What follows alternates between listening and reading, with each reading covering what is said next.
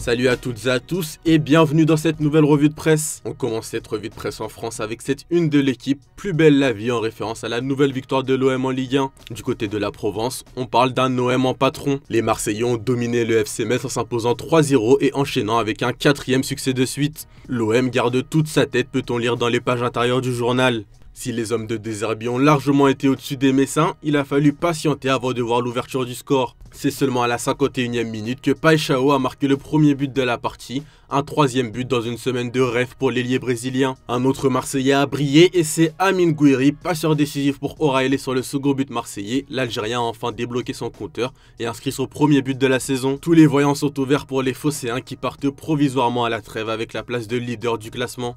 Du côté de l'ennemi marseillais, on se déplace à Lille ce soir et ce sera un match spécial pour Lucas Chevalier qui était encore sous la tunique adverse il y a quelques mois. Émotion, sans pression, écrit l'équipe dans ses pages intérieures. Le gardien formé à Lille revient affronter son ancien club dimanche au stade Pierre-Mauroy, 2 mois après son transfert au PSG. L'entraîneur de Lille, Bruno Genesio, attend un accueil chaleureux pour un fils du club mais veut aussi tester le gardien en essayant de faire trembler ses filets. Pour Chevalier, on arbore ce retour avec plaisir et sans pression, gardant une affection pour Lille et ses anciens coéquipiers. L'unique test que je vois, c'est sur le plan sentimental, a dit Luis Enrique en conférence de presse. À l'OL, Paulo Fonseca recadre Malik Fofana avant le match de ce soir. Le Belge avait bien commencé cette saison avec une passe décisive à Lens et un but contre Metz. Mais depuis, plus grand chose et Paulo Fonseca n'a pas caché sa déception. J'attends mieux, oui. Je pense qu'il peut faire plus, j'en ai parlé avec lui, a expliqué l'entraîneur lyonnais ce samedi en conférence de presse. Il peut être un joueur différent, il a de bons moments, mais pour moi, la consistance est importante. Il doit être consistant, il ne doit pas faire un bon match, puis 2 matchs comme ci, comme ça. A voir si ces mots vont réveiller Fofana cet après-midi avec Lyon qui affronte Toulouse à 15 h. Toujours en Ligue 1, hier c'était le soir des revenants.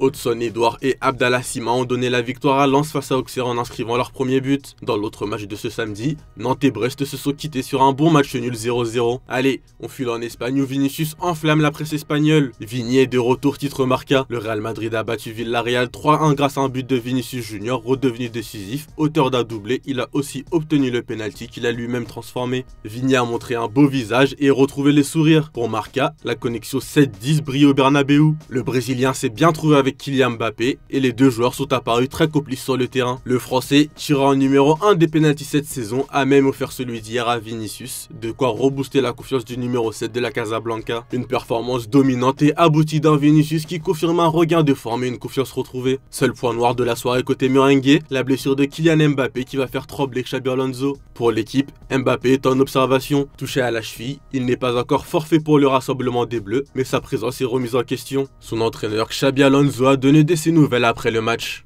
Pues Kylian ya llevaba un poco una molestia ahí en el tobillo, vamos a ir viéndolo y Franco tiene una sobrecarga en el isquio y bueno, vamos a ir siguiendo la progresión cuando se vayan con las selecciones, intentaremos que no haya ningún problema. Muy bueno, me ha gustado mucho, no solo por el gol, en la primera parte ha sido muy desequilibrante. Le ha creado muchos problemas a Mourinho, al lateral derecho. En situaciones de 1 contra 1 ha generado mucho y luego pues ha encontrado los 2 goles. Contento por él. Du côté de la Catalogne, on revient sur la blessure de Lamine Yamal avec cette une de Sport, danger sur le Classico. Hansi Flick a déclaré que la présence du numéro 10 Blaugrana était très incertaine pour le Classico face au Real Madrid. L'entraîneur allemand en a profité pour régler la polémique avec Luis de la Fuente au sujet de Lamine Yamal. Flick a insisté sur l'importance entre les deux parties, club et sélection nationale, de gérer correctement la situation des joueurs appelés en sélection. Le coach du Barça a aussi souligné la nécessité d'un dialogue pour gérer au mieux les joueurs dans leurs efforts et leur temps de jeu. Pour Mundo Deportivo, ce match représente une belle occasion pour le Barça. En gagnant aujourd'hui à Séville, les Barcelonais feraient oublier la récente défaite en Ligue des Champions contre le PSG et pourraient consolider leur place de leader au classement. On part en Angleterre où le Daily Mirror revient sur la victoire de Chelsea face à Liverpool avec ce petit clin d'œil à Estevao, buteur à la fin du match, simplement Est. Les Reds ont été battus pour la 3e fois de suite à Stamford Bridge contre Chelsea grâce à un but dans les arrêts de jeu du crack brésilien de 18 ans.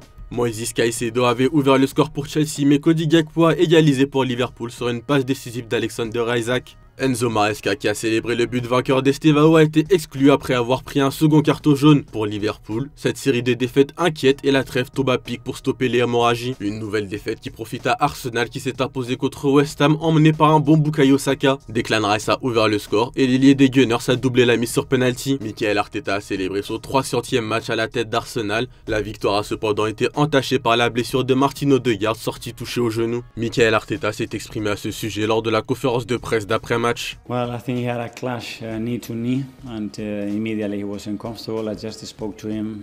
He's not positive about it. He's got a brace on. We'll have to wait and see from the doctors, but we haven't been very unlucky with that either. That's come up 3 times now. Yeah, we haven't had him since the start of the season for one reason or the other. The shoulder twice, and then this injury. So yeah. We have to wait and see the extent of that injury. We will find solutions, but obviously as our captain is a player that gives us a completely different dimension with the things that he can do, especially in attacking, and let's wait and hopefully it's not that bad. À Manchester, on respire un peu du côté de Ruben Amorim. Sur un siège éjectable avant le match, son équipe s'est imposée 2-0 face à Sunderland. Le Portugais va pouvoir aborder ses 2 semaines de trêve plus sereinement. Une victoire dans laquelle Benjamin Sesko a inscrit son second but sous les couleurs mancuniennes. L'attaquant slovène a exprimé sa joie et son désir de continuer à s'améliorer en travaillant à mieux comprendre ses coéquipiers et à s'adapter au rythme intense de la Première Ligue. Il a souligné la différence de vitesse et d'intensité par rapport à la Bundesliga, affirmant qu'il s'habitue progressivement à ce nouveau niveau. On part en Italie où le français Antoine Boni fait la une après une performance étincelante avec l'Inter hier. Le remplaçant de Marcus Thuram a marqué son 2e but avec les Nerazzurri dans un match qui pouvait être piégeux face à Cremonese. Un gros match qui valide son intégration progressive dans sa nouvelle équipe. Il a également délivré 3 passes décisives et fait briller ses coéquipiers et montré une belle entente avec Lautaro. Hier soir, Boni a définitivement gagné la confiance de ses coéquipiers et de Christian Chivu. L'attaquant met l'accent sur le travail collectif, privilégiant la réussite collective à celle de la performance individuelle. Du côté de la Gazzetta, on s'impatiente du spectacle que va nous proposer le match entre la Juventus et le Milan AC ce soir. Les deux équipes se tiennent en 1 point et le vainqueur prendra un léger avantage sur son adversaire du soir avant la coupure internationale. De plus, ce match représente aussi les retrouvailles entre la Juventus et le duo Allegri-Rabiot. Une attention particulière sera donnée à l'accueil qui sera réservé aux deux. Et on termine cette revue de presse au Portugal où Porto et Benfica s'affrontent ce soir pour ce qui représente le choc du championnat.